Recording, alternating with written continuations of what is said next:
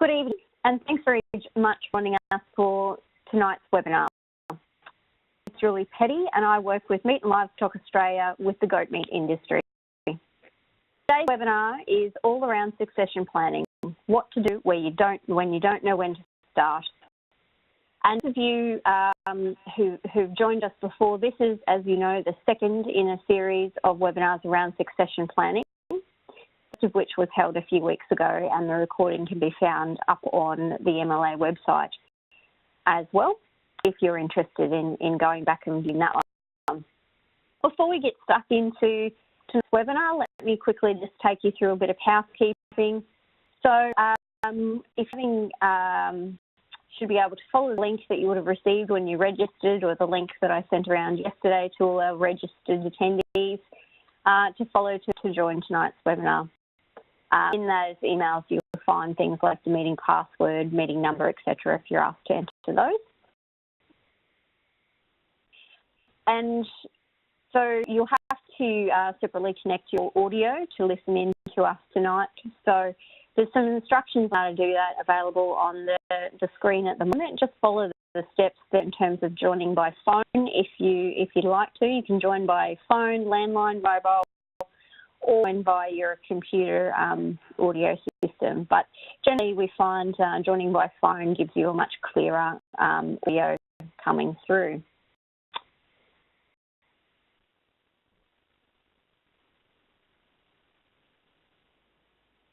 If you have a question at all throughout tonight's webinar, so what we've done is we've muted all of our attendees just to limit background noise.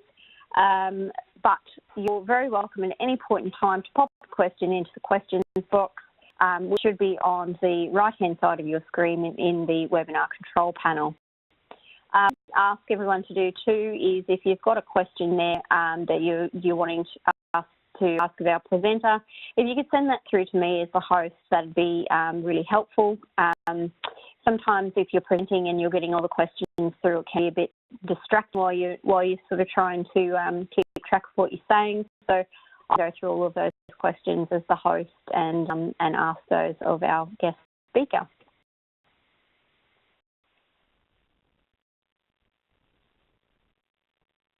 So a little bit about what's going on tonight. Our guest speaker tonight is very experienced in the succession planning sector. We have Mike Stephens from Meridian Agriculture. So Mike presented, as you know, at the last webinar all around succession planning, and he's going to take us through a little bit more tonight of some of these 16 case studies that we spoke about in the last webinar, and the learnings that we got from those in terms of do's and don'ts with succession planning. But tonight is really very much about, okay, I've realised I need to do something around succession planning. Where the heck do I start, and what do I do? So if it's all right with you, I'm going to change it over so that you are the presenter, and then you'll be able to kick off with your presentation, if that's okay. Thanks, Judy, to go. Yep.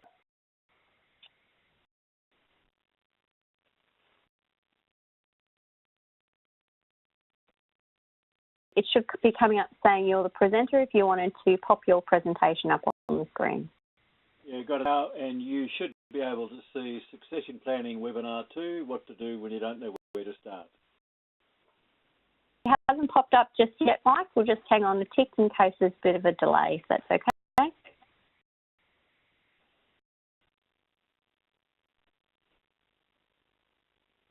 I click share your file. Clicking that.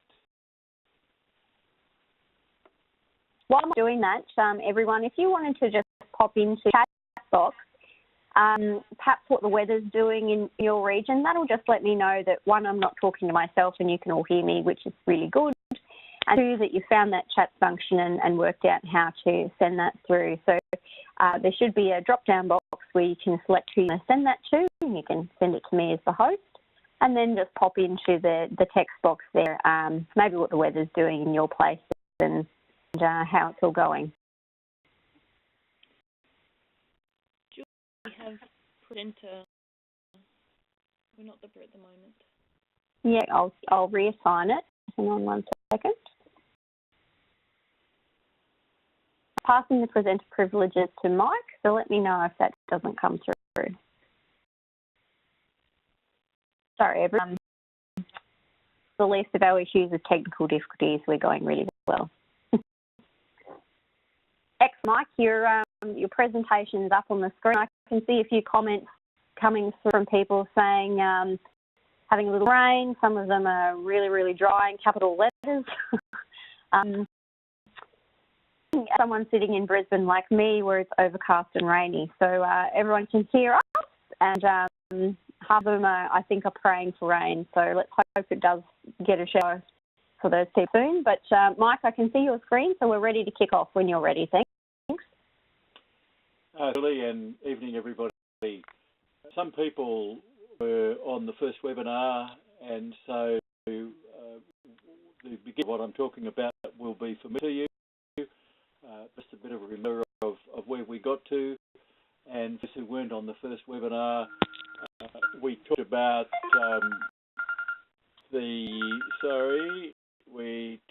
somebody forgot to turn off their phone. We talked about case studies that we had done, reported by the LA Donor Company, and effectively we did 16 case studies, 8 of businesses which are continuing and 8 of businesses which aren't, all farm businesses, and we contrasted what was happening, what done in those two sets of businesses. In addition to that, we did 100 minor case studies so we could get some sort of statistical background to it. So what we found in webinar 1 is that generally our industry talks about the 3 aims. The 3 aims are retirement funds, if you want to retire, many people don't, funds for a viable farm, and happy family. Economists' terms, a happy family is to ensure that individual self-interest is satisfied, but happy family is good shorthand for it. Please try to achieve those 3 aims.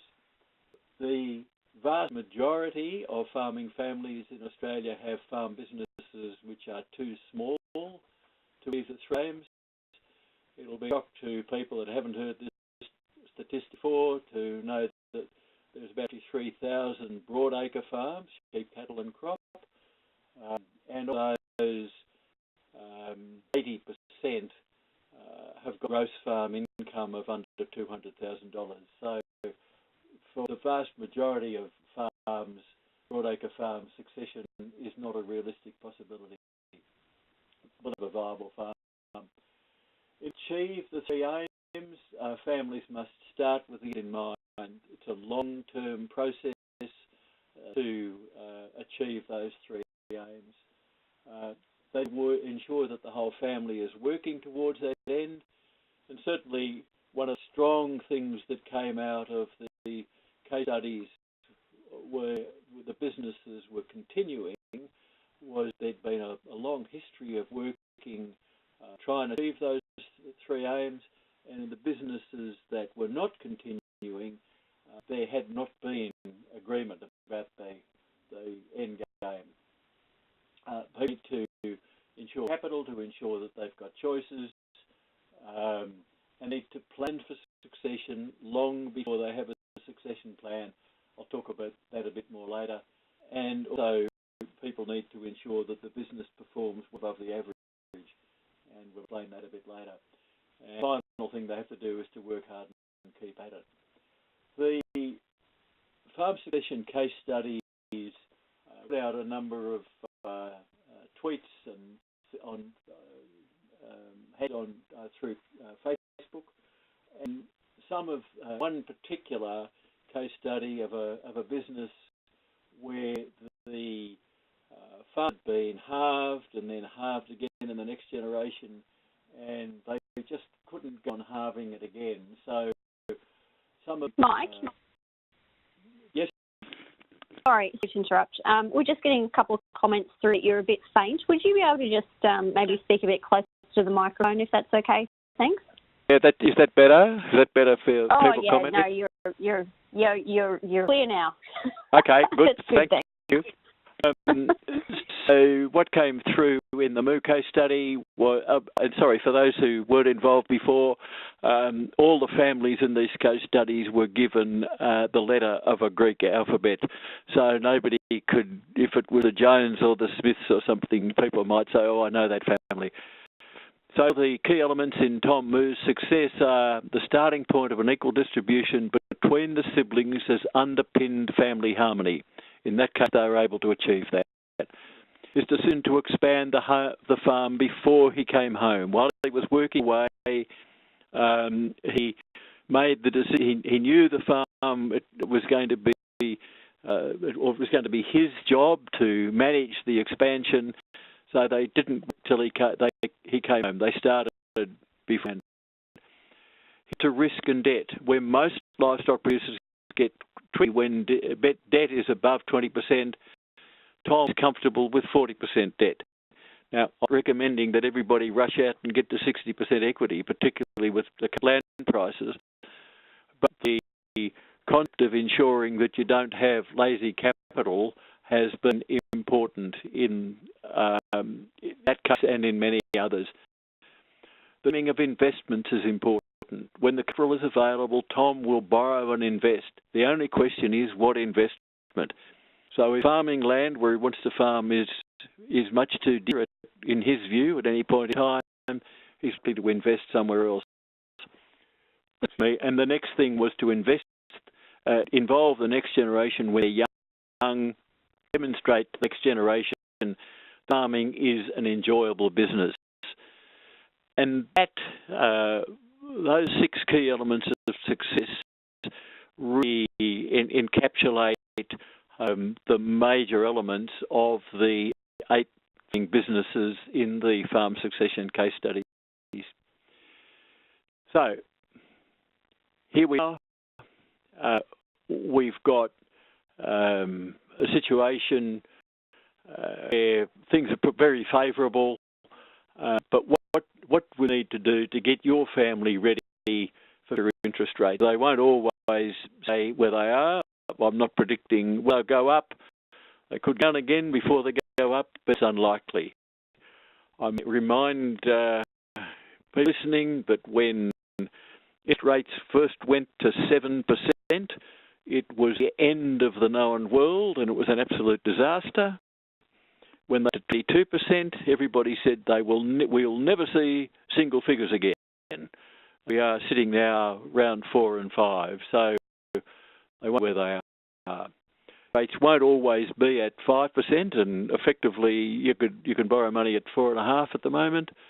There's no better time now to start planning for succession. So quite deliberately, you must be ready to start a succession plan. One of the things that came out of the case studies where people said, well, we weren't ready to start a succession plan. We didn't know what our kids were going to do. We started planning for succession. We started to build the business so we had choices. What would you do to get your family ready for future land values? The latest report from Rural Bank is showing that in Victoria, in the Mallee, we're talking like something 12% the last year increase in land values. It's gone up 6% year on year for the last almost 2 years. But land values won't always increase at 6% a year. 6% increase in land value without paying off any principal, you earn half the investment in 12 years.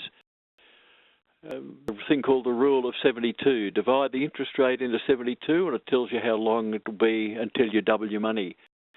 So 12 years, at 6% increase in land value, without paying off anything, you own half the farm.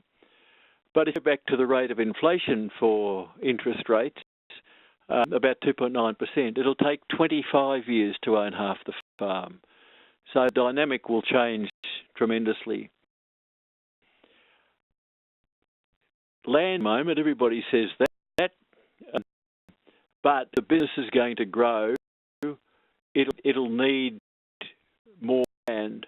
It may need it now. So although land is dear, your business will need to grow, but that may not mean more land now.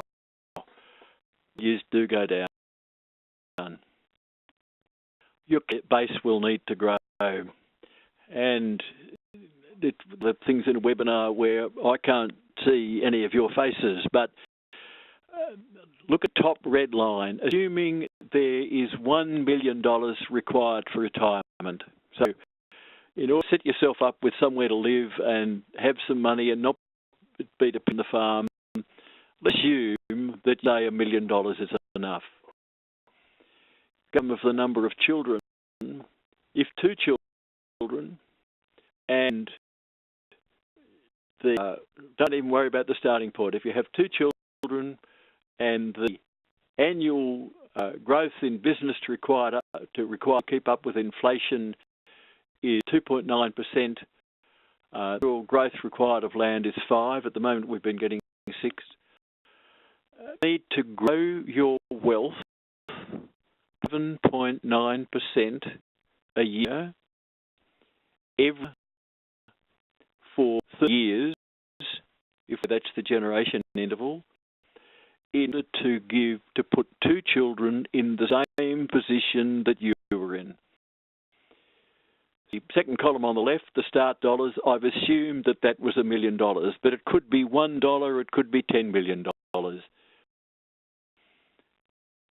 What doesn't is if you want to put your kids in the same position as you were, and you've got and assume those inflation rates and land value rates, you've got to grow by 7.9%. I repeat, grow. So that's not the profit you've got to make, but growth you've got to have, which starts to underline why it's important to start now and understand that it's a long-term process you're talking about.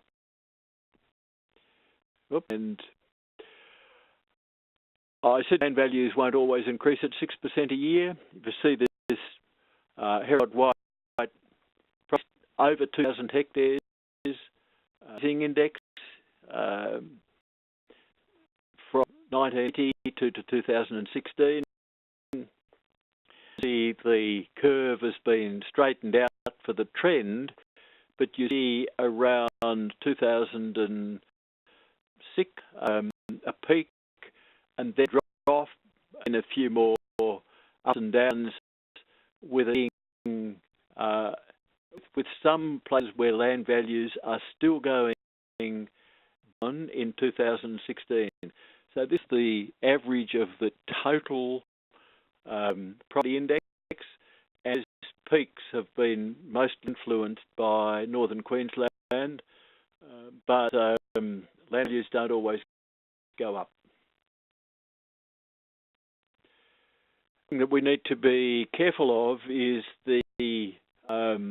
what at the moment is that we're the best livestock prices ever. If we take the Victorian Livestock Farm Monitor project, which has been running since 1970-71, and look at the trend line, which is the red dotted line for prime and for wool sheep, is down, although the actual prices are up considerably in 2016-17 over 14-15, and there they've gone up from 12-13.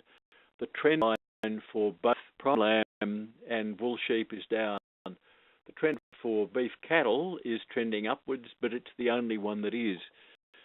So I get a lot of hype about these prices, but we need perspective. One way of doing that is to remember that the pound to pound for wool in 1952 is $72 a kilogram greasy today.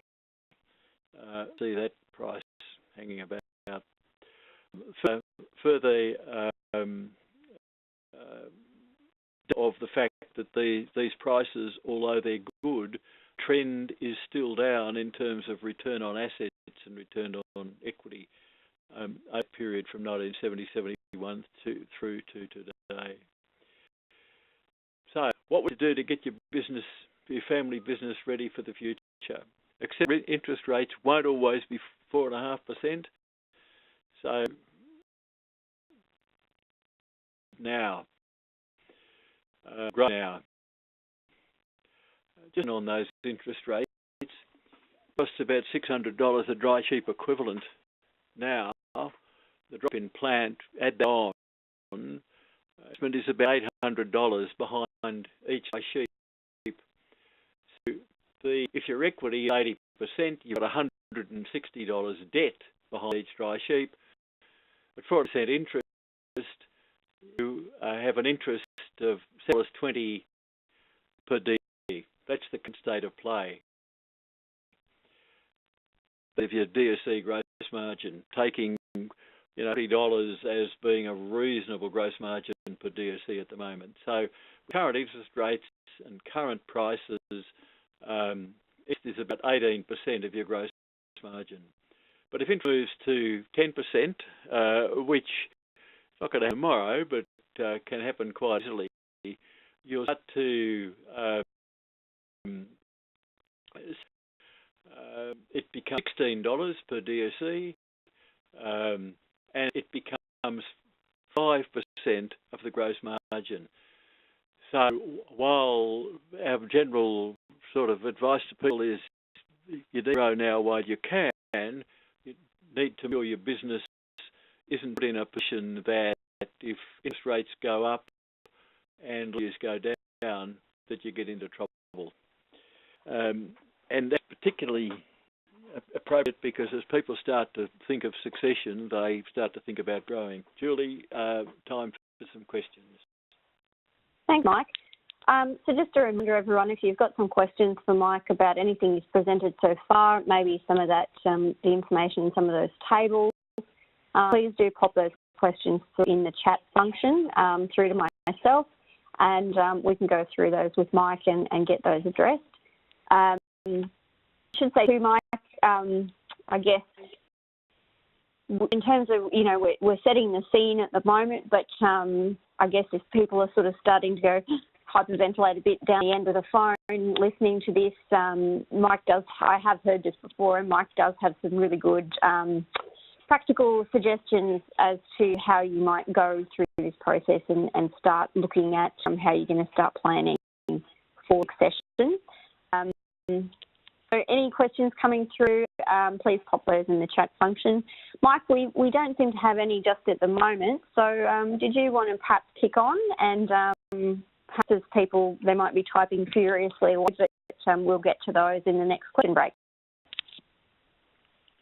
Thank you. So let's go on and look at the common barriers to succession and what people have done to overcome those barriers, because that's taking you right to what Julie was talking about there. So the common barriers to succession can be found firstly within the family. They are found in policy, in nations of society, and in the law in general, and particularly in family law. So within the family, nation lacks the vision, drive, imagination, and belief that succession is possible, and with that in the case studies. And we discussed that where the older generation has a vision, drive, commitment, and belief that succession is possible. Now, the older generation sees the farm as superannuation to be cashed for retirement, perfectly legitimate if that's what they want to do. Or alternatively, the older generation sees the farm as the foundation investment. We use that farm, we borrow against it, but it's the foundation investment. We think about selling the farm. The generation is lacking in confidence, self-esteem, or belief in the next generation. Constant with the old generation believes in, prepares, and encourages the next generation. And much of this, the generation chases possible successes away, sometimes inadvertently, because of confused or inappropriate employment relationships, contrasting with the older generation encourages the next generation and develops appropriate employment relationships. With the young generation, no one to take it on, there's no successor, maybe because they've been chased away, maybe because they want to do other things, but contract, there is a successor keen to take it on. The young nation has other fields of endeavour in mind. Contrasted with farming is their career of first choice. The young generation fight with the older generation, contrasting their good relationships developed and fostered between and within the generations. They want to be involved, contrast their spouse and welcome and encouraged. The other main one, siblings' individual self-interest insists on an equal distribution, with siblings cooperate and each devices which make distributions more equal. And devices could be things like accepting that if I get a payout now at 25, that it will be a smaller payout than if I wait till mum and dad die when I'm 50. So the older generation might pass some land on to the younger generation who's that person then borrows against that investment in order to buy the siblings who don't want to farm but at a discount. Or the son, daughter work for something less than a commercial rate and over time get to own the stock and plant so that they've got a serious stake in the farm, 20 or 30% at a 15 or 20 year period. So there's a number of devices which can be used to help to make a distribution more equal if that's what people want to do.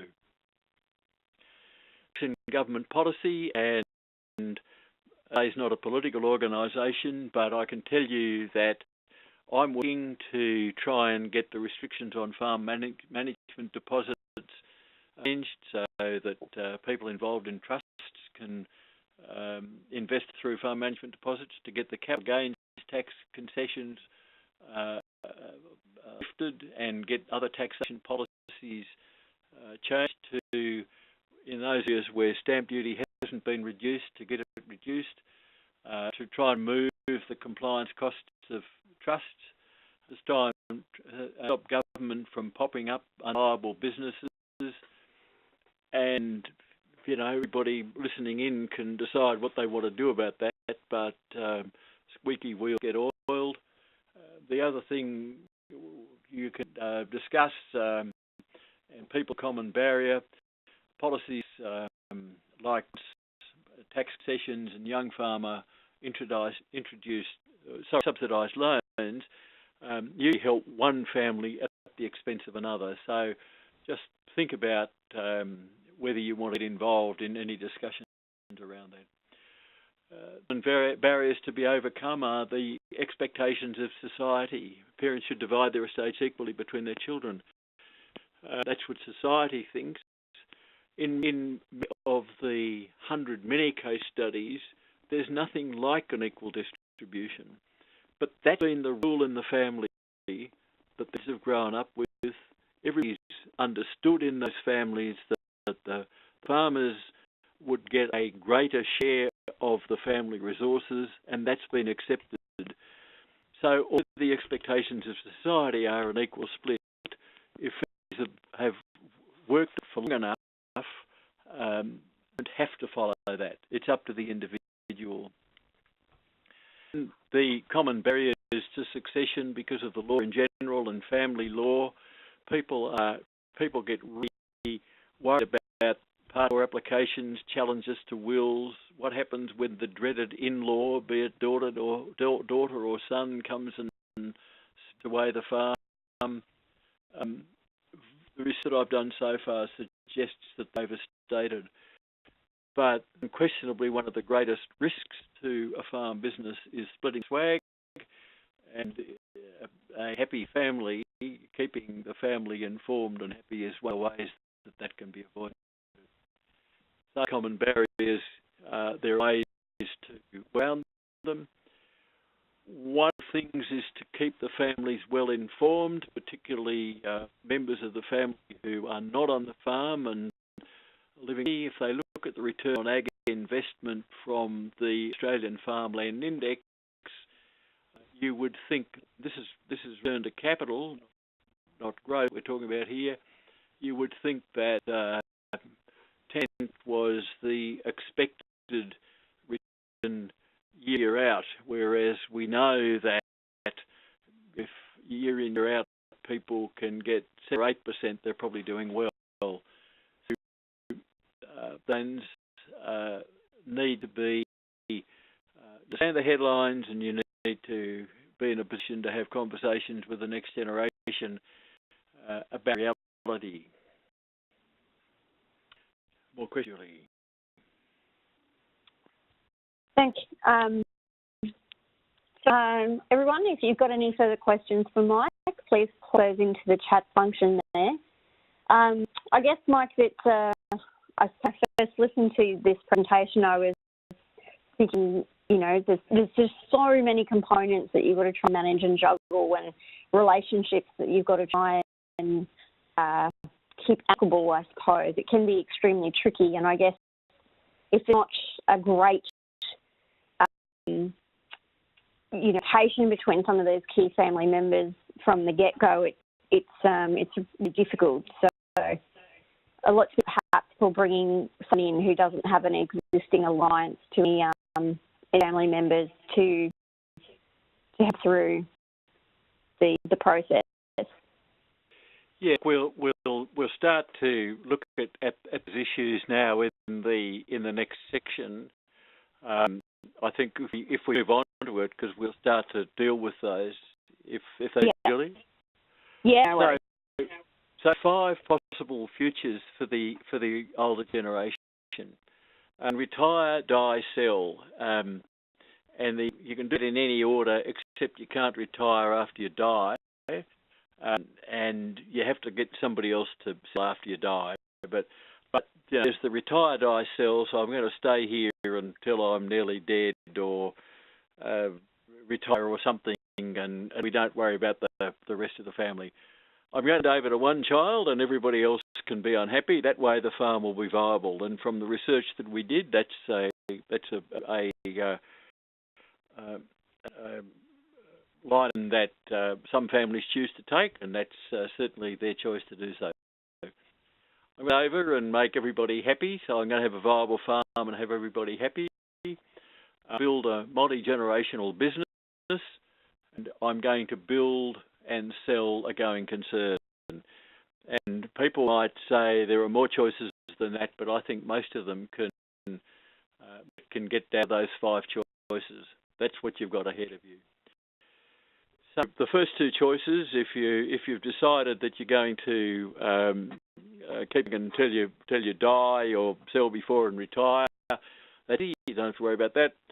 If you've decided that you are going to hand over to one family member and the rest aren't going to get anything, I can help you with how to go through that. You probably won't need a very big turkey for Christmas dinner, but that's up to the individual. What I talk about is what do you need to do if you, in the last 3 dot points here, hand over and have everybody happy, build a generational business, or build a going concern. What are the things you need to do? How smooth succession? So the first one, and Julie was just touching on it there, building and maintaining family relationships is the first. Often an honest communication between all family members. Expectations, and I've already mentioned that. Building capable of delivering. Understand wants and aspirations of each family member in each generation. The appropriate business structure or vehicle. During the relationships, this jam here is of the McNabb family, who were infamous in the Weekly Times for a number of years. And if you look there, there's about 32 relationships. John with his wife, each of his, or Ted his name was, with Ted, with his children. He's got 3 children. Mitch with each of the children. children with their spouses, each of the spouses with Midge, with Lynette, who is divorced from Norm, but Ted doesn't to her. You started, without getting to the third generation, talking about somewhere between 30 and 35 relationships, depending on how many people still talk to the divorced Lynette. So build and maintain relationships, as Julie just pointed out. It's a that you've got a bit of energy into, and it's not just a matter of words. There's a lot of time got to be invested in that. One of the things that stand there and understanding the wants and aspirations of each family member in each generation is, do your children think that they should inherit the farm? And do think the asset split should be equal? And children choose to be in business together if you're going to somehow leave it that that's the way you want it. They want business together. Could they work? Would they not? And would they weigh? And although people are quite affronted, farming families are quite affronted to think that children won't want to work together, very often that's the case. So that is you need to find out. Which has been communication between all family members. And I get a bit nervous about this and say to people, hard on the issue, but soft on the people. Sometimes if people have a family meeting and people start talking about saying what they think about each other and being absolutely honest, it can be dangerous and can cause hurt. So, honest and open communication. So in this case, the girl with the ponytail is being interviewed. What's your greatest weakness, she's asked. Honesty, she says. Honesty is a weakness, is her reply. In an interview. Now, it's up to you to decide whether you think that in that case, honesty was the best answer. So, open and honest communication between all family members, yes, but open and honest on the issues, hard on the issues, soft on the people. Manage expectations. People expect that the business is going to go whoomp, like that, but it goes like that. What we need is to avoid that wrestle between the generations. So that's more likely to happen if we've started to plan the growth of the business, and you'll see on the sort of sigmoid curve going up as the business grows over time, and points. And if you made a decision about the next growth spurt, particularly in relation to succession, the business will start to go down. The dotted line, the maintenance line, I think is a bit of a murphy.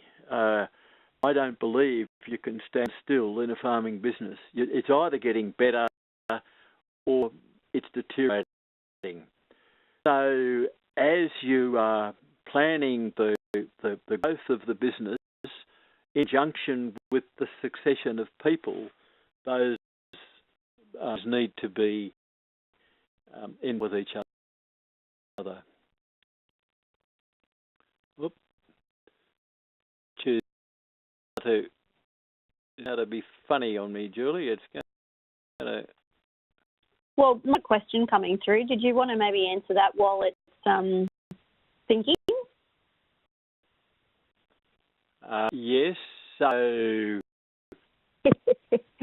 the question is there a set amount of land you can give to sell below market value to the family? Is that the question? Oh, no, I can answer that one. I've got another one. Yeah, all right. Well, look,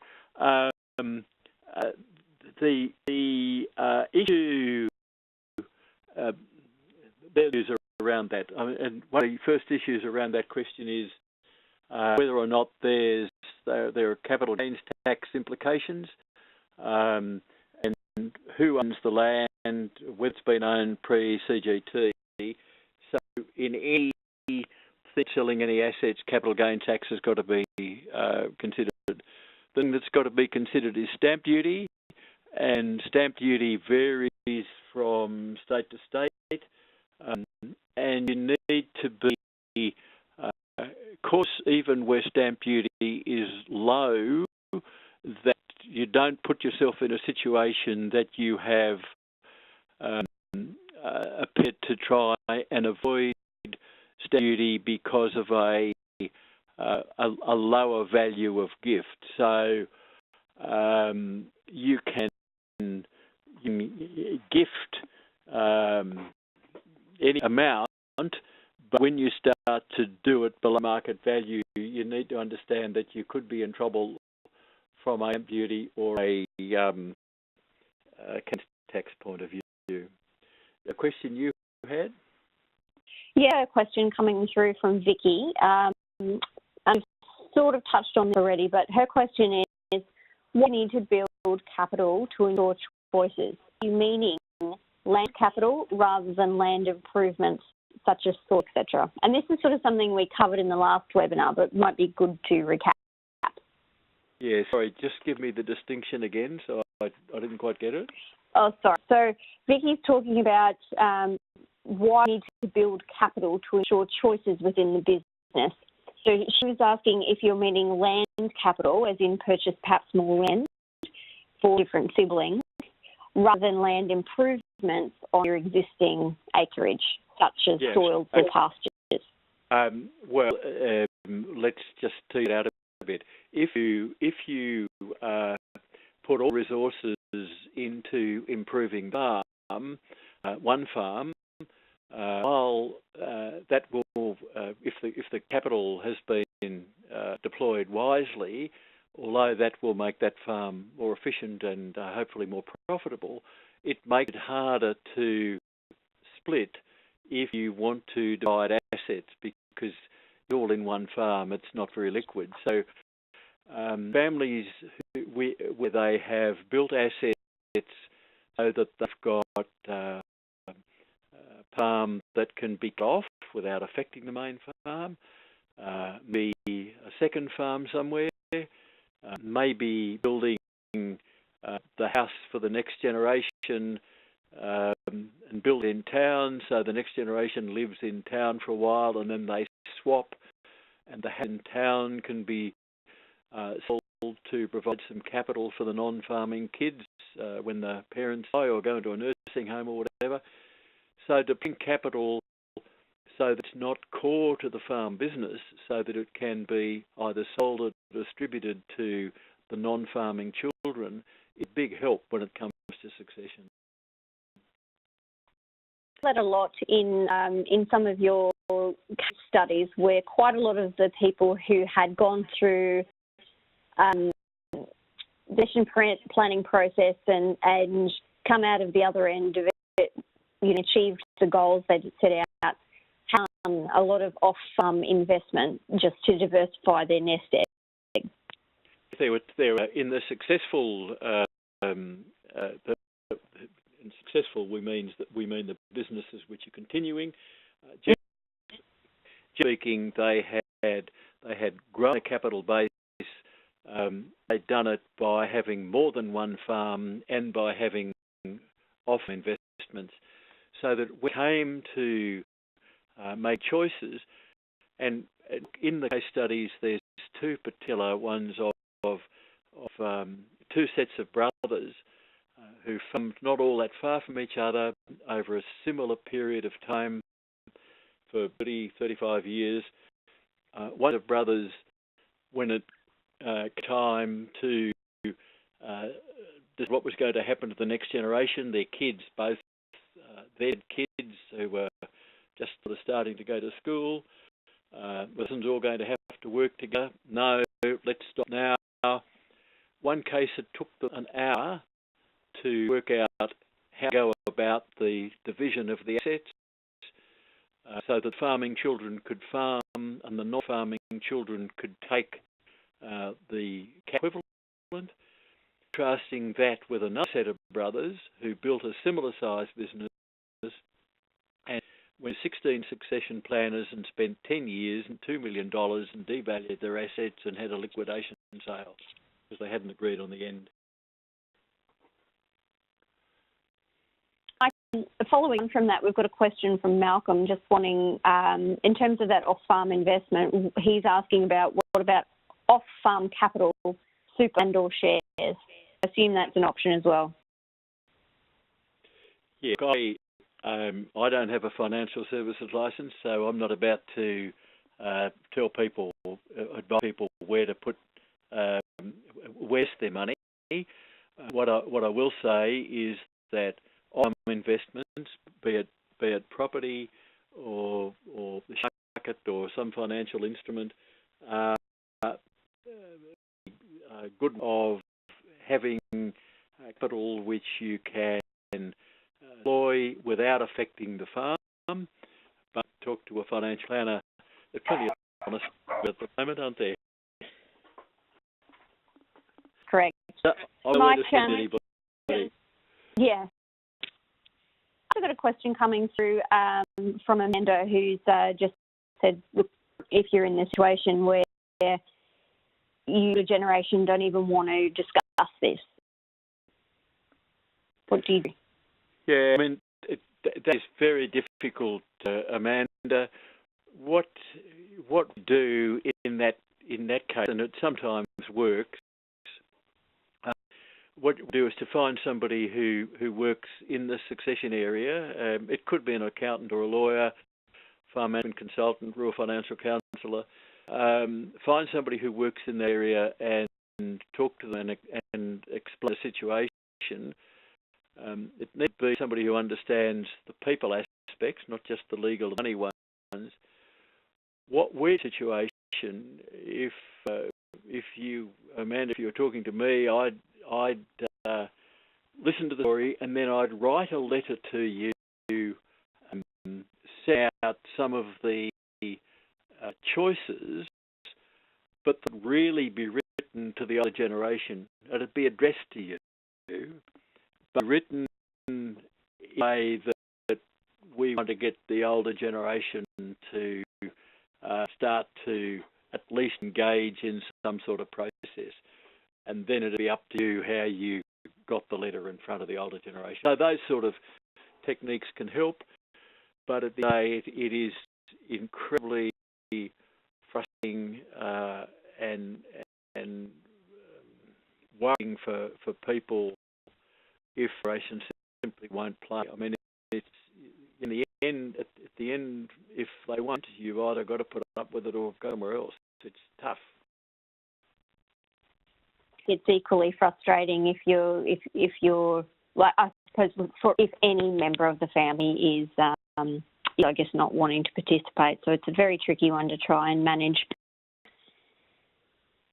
Yes, and you can start to get engagement if you get the, you need to try and find a third party that the other generation, whichever way it is, will respect, and try and get that third party to work on behalf of the whole family, not to work on behalf of an individual. Because if anybody who is brokering any sort of a success deal is seen to be working for one member or one branch of the family, they're used to anybody. So now nobody's prepared to, not all professionals are prepared to engage on that basis, but that's what you need.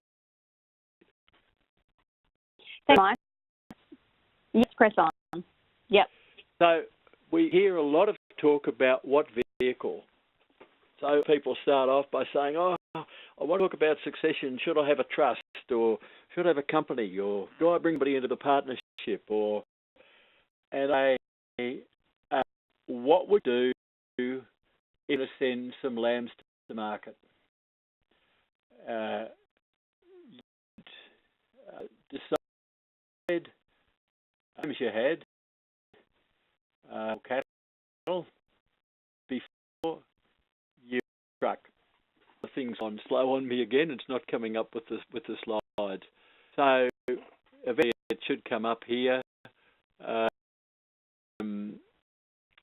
Coming up, it's not going to do it. So here we go. It's all good, Mike. One.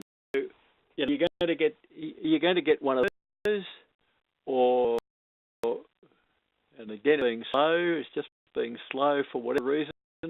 There's another truck will come up in a minute, and another truck will come up. I don't know why it's being so slow.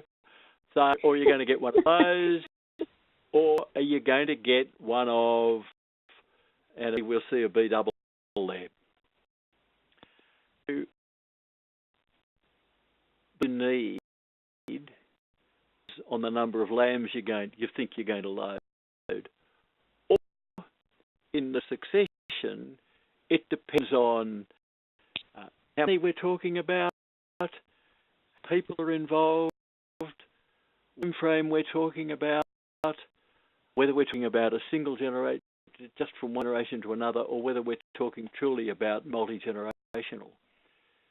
So if you're talking about a modest farm and there are a couple of kids and one's going to farm and the other isn't, and you're going to hand over to the farmer, the older generation's going to get out fairly quickly, you might get away with the ute or the tray truck. You might get away with a partnership and a simple trust, or a company. If and you've got a multi-generational business with a number of families involved, a couple of generations involved, maybe the third generation on the ground, and you're thinking that this is going to be a long-term process, well, you probably need the B double, which is still not appearing for me. But you're going to need to have a partnership or a company, trust, and you might need to have a series of trusts. You might need to have a trust which is a corporate trustee. The important thing is don't worry about what until you worked out what you want to do. That B double must be bogged somewhere because it's just not. It must be one of the few places where it's raining. It's not. That's right. It's not. Which vehicle?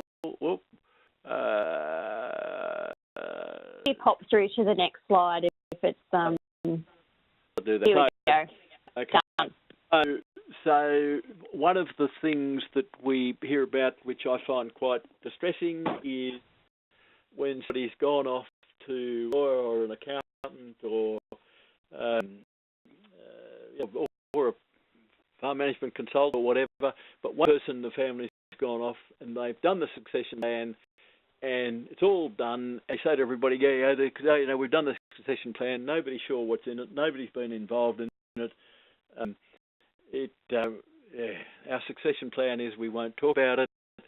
There are a lot of cases out there where people there's been sort of succession plan done, but nobody's talking about it, nobody's sure what's in it, nobody understands it. They're going to be funny, so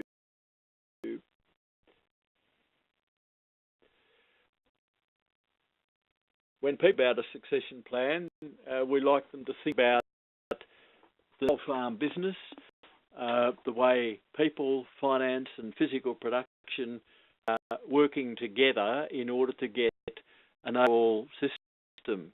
So there's no point in thinking about a succession plan without thinking about all the aspects of the business, and it's complicated. It's so if you look here, that's handy, isn't it, with a blank in it? If you look, you need to fine-tune your structure and system to achieve your goals, and we're seeing that succession's part of it.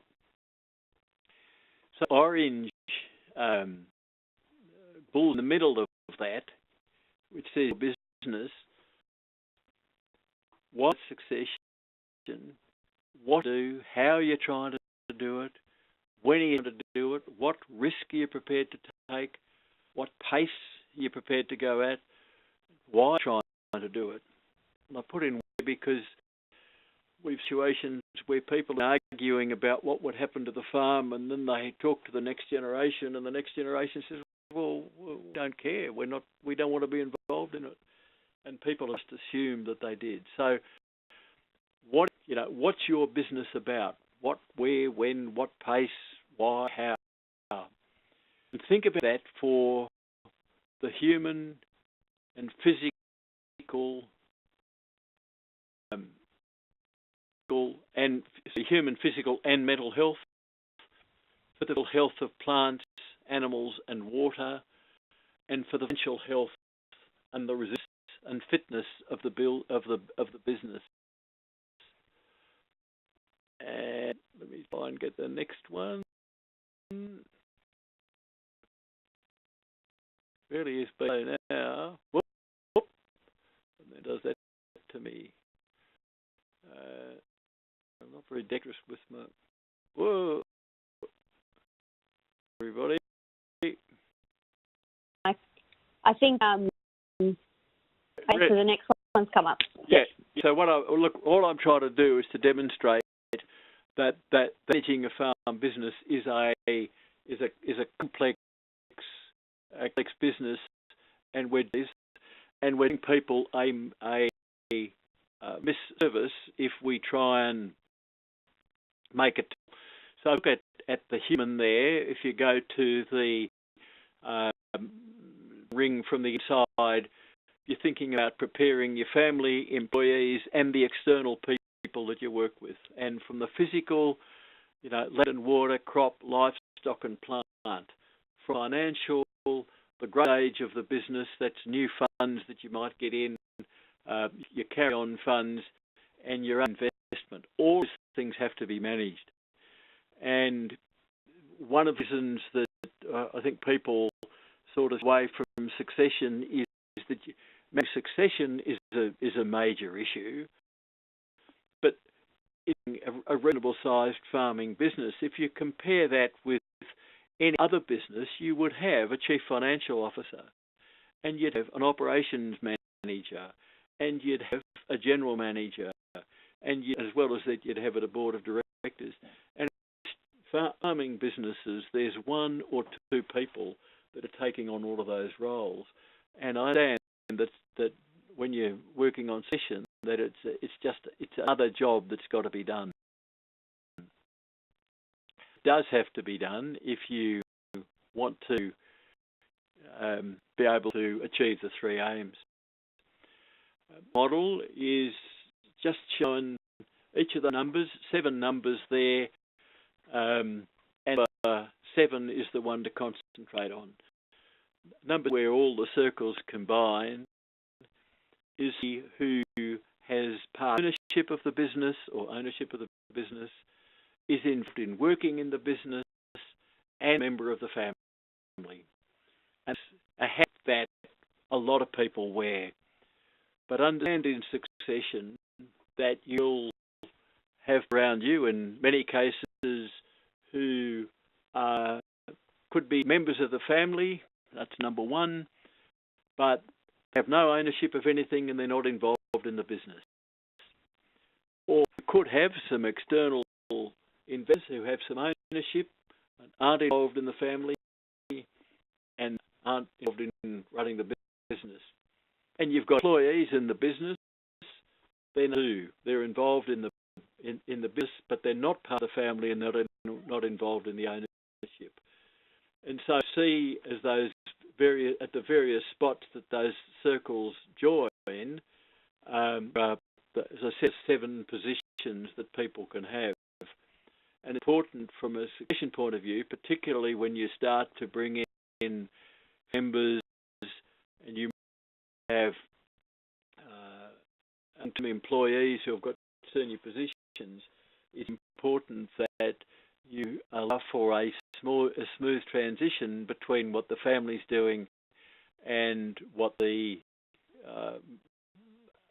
people business who aren't members of the family are doing. Let's see if we can get the next one. Although it worked. Just 6 cycles that are there. 1, 2, 3, 4, 5, 6. Because if when is the time to start planning for succession? The drift of it, the answer is now.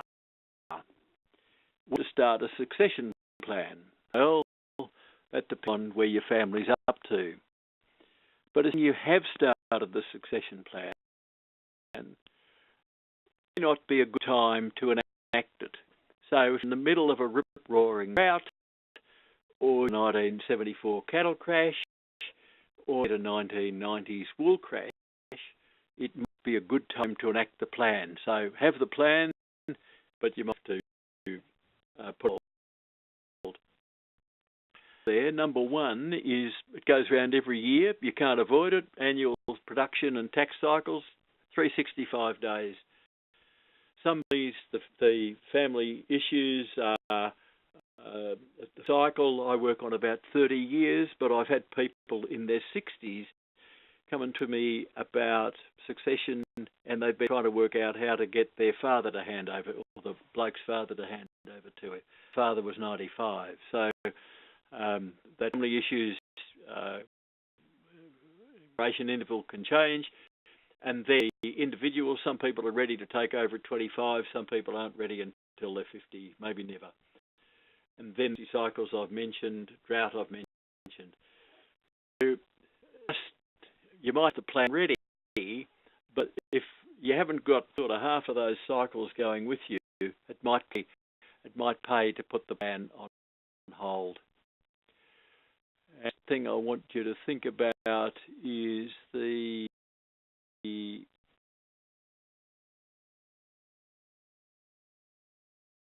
family. And we talk about farming being a business, and it is. We talk of family businesses, and many of them are, but compromises that you make in a family business about what people will do and when they will do it that you would not make if it wasn't in the family business.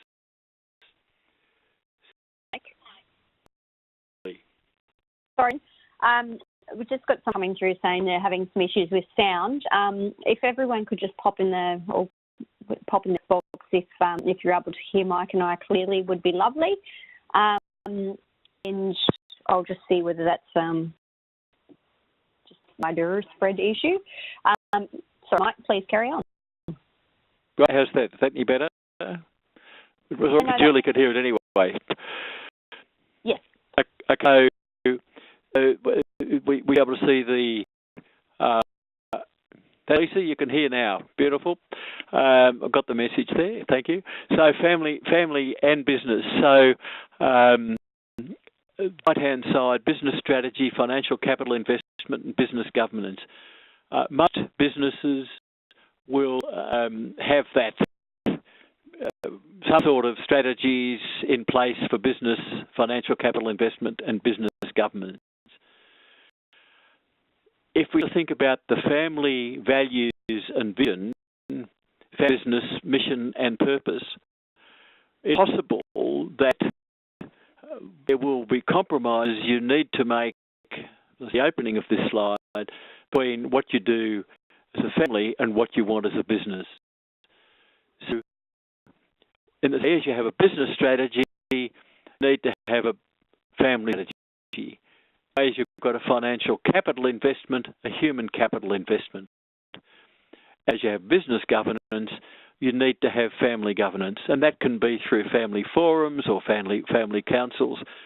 But the ways, particularly, you've got multi-generational. You might have the older generation and a couple of kids, and the kids' spouses or partners.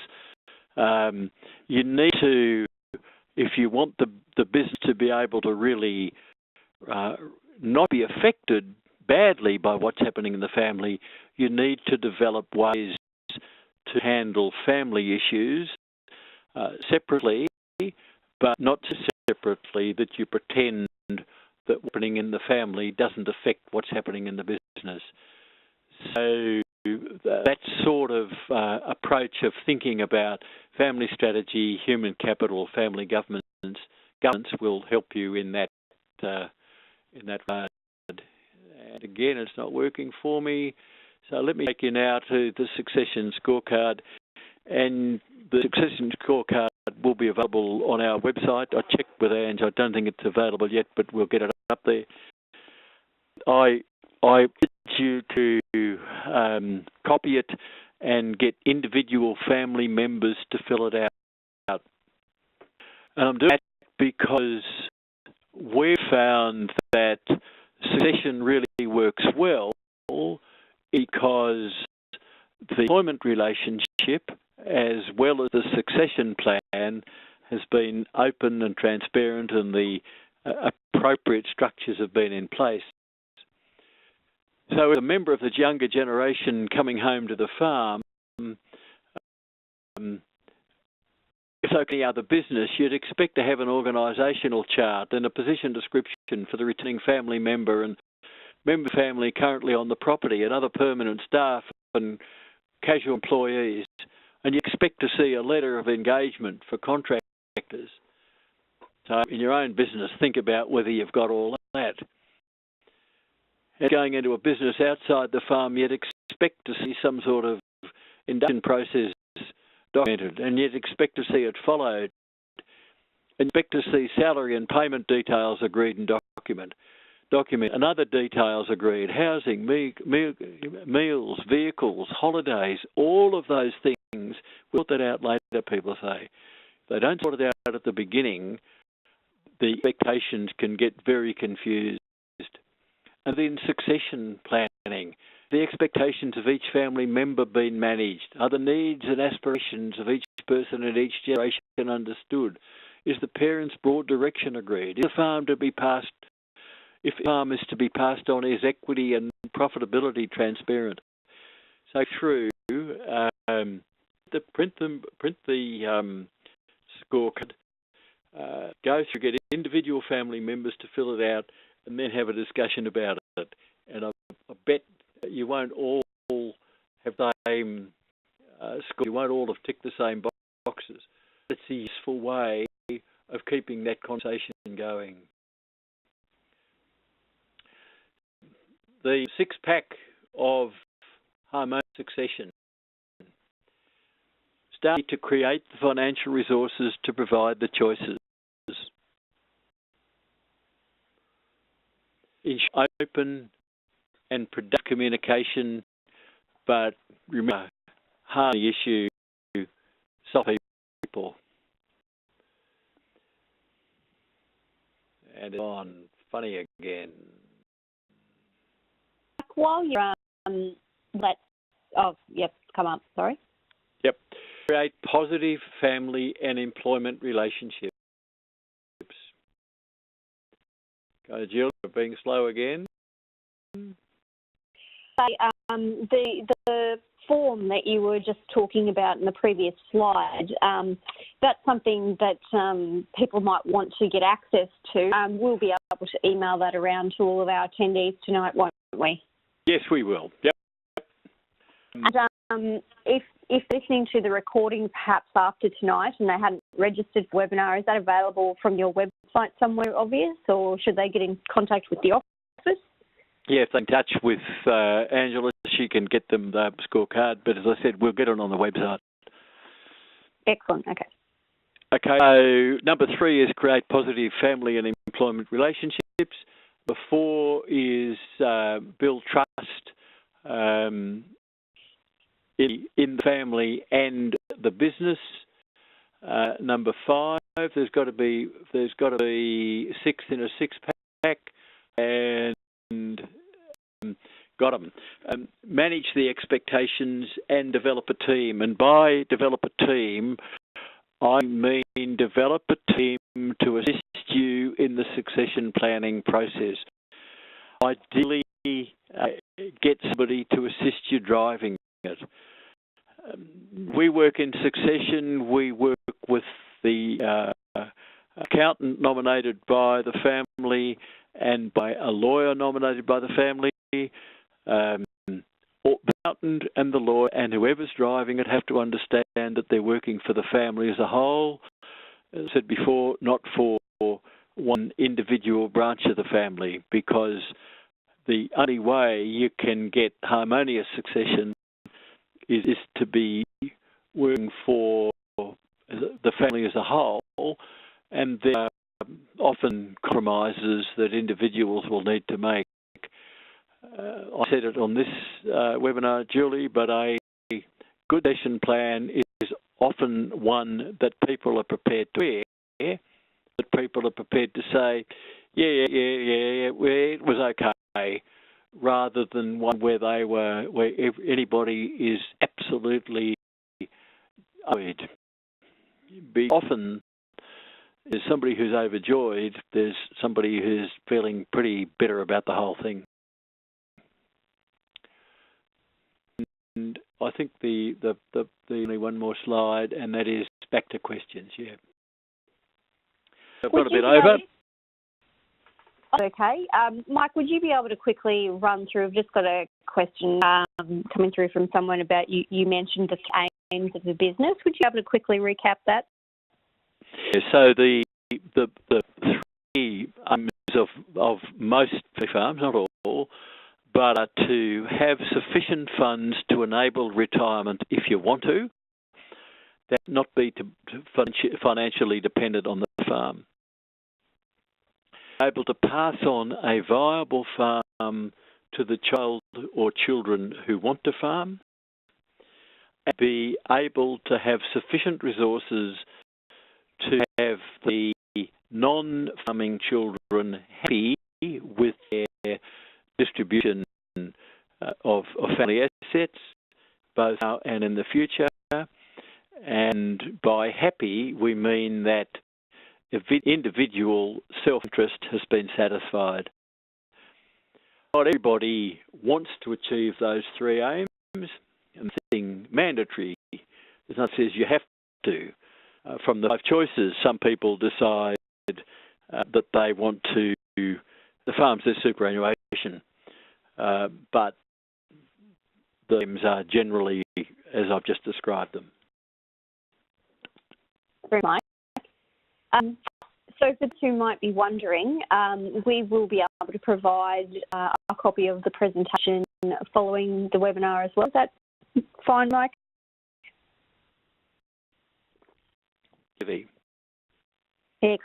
So we'll also provide Mike's contact information should anyone have any specific questions or concerns that they want to follow up properly. And I should say too, Mike, if it's all right with you, just while we're waiting, if in case anyone has any further questions for Mike, I might just pop it back to assign myself as the presenter. So just give me a second.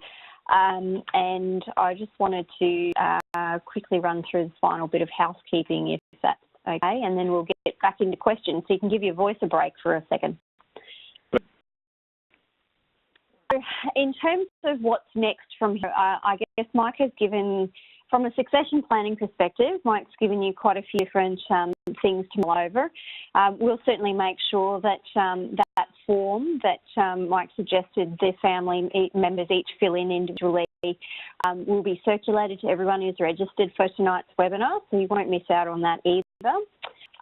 But in terms of other events and activities that are going on, you can always pop along to the MLA events page, and I've got a URL at the top of the page there.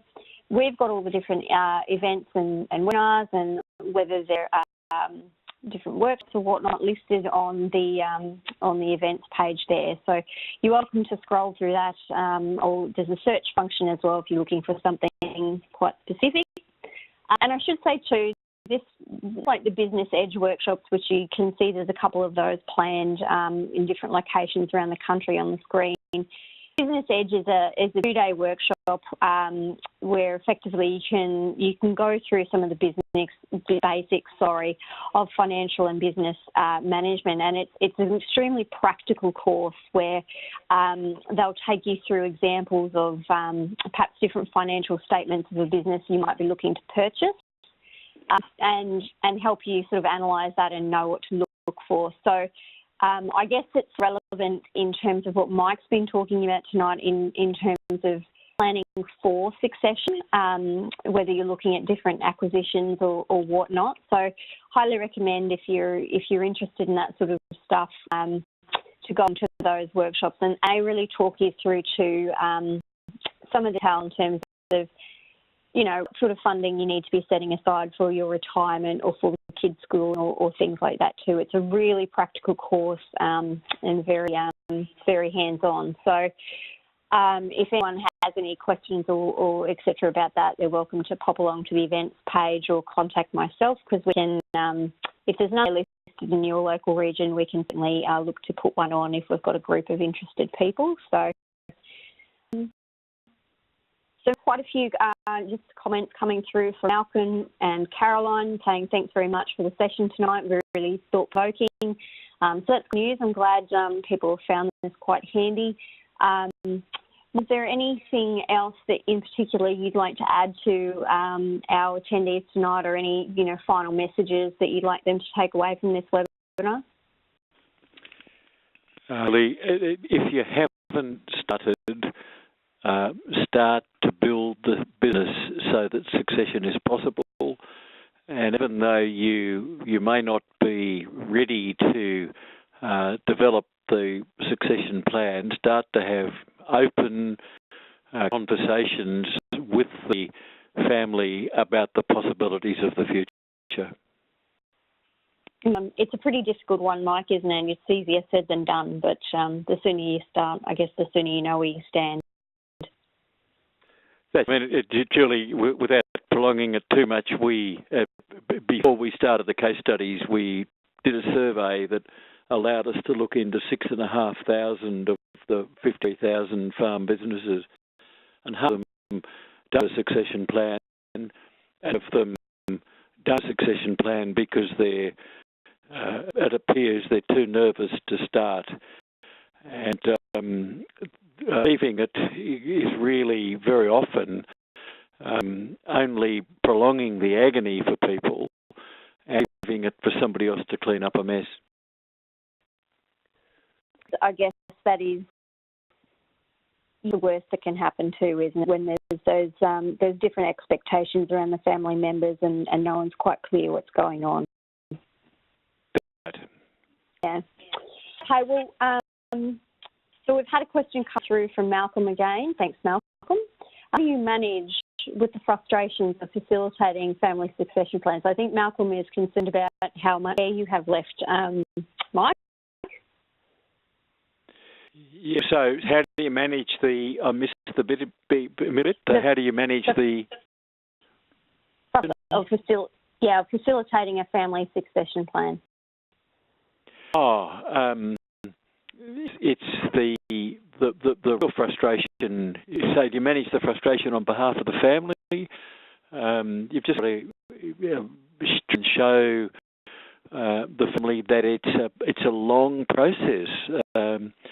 Succession is a journey. It's not an event. And in some families there'll be one pace forwards and 3/4 of a pace back. And it's for those families it's difficult and it's trying, but you try, and when you've got that forward, nail it so people don't take pace back. One of the ways of doing that, where the older generation says, "Oh yeah, okay, well look, we'll put you in charge now. So, you know, the next generation is going to take this over." The question that they need to answer is, all right, so what are you going to do differently?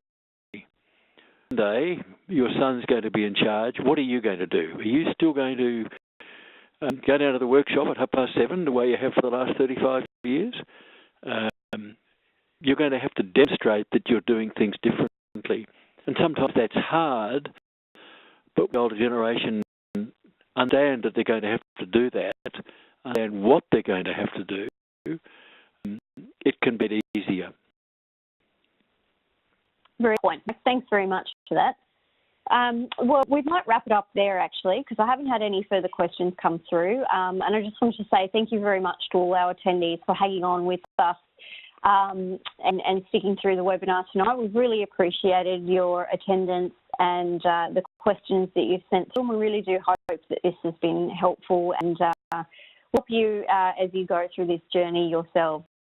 So thanks very much to you, Mike. It's been a great couple of webinars and you've really provided some food for thought for our attendees. So we might wrap it up there. Have a fantastic day, everyone. Hope everyone gets some rain soon. Thanks. Thanks, Julie, and thanks, Emily and Company. Thank you.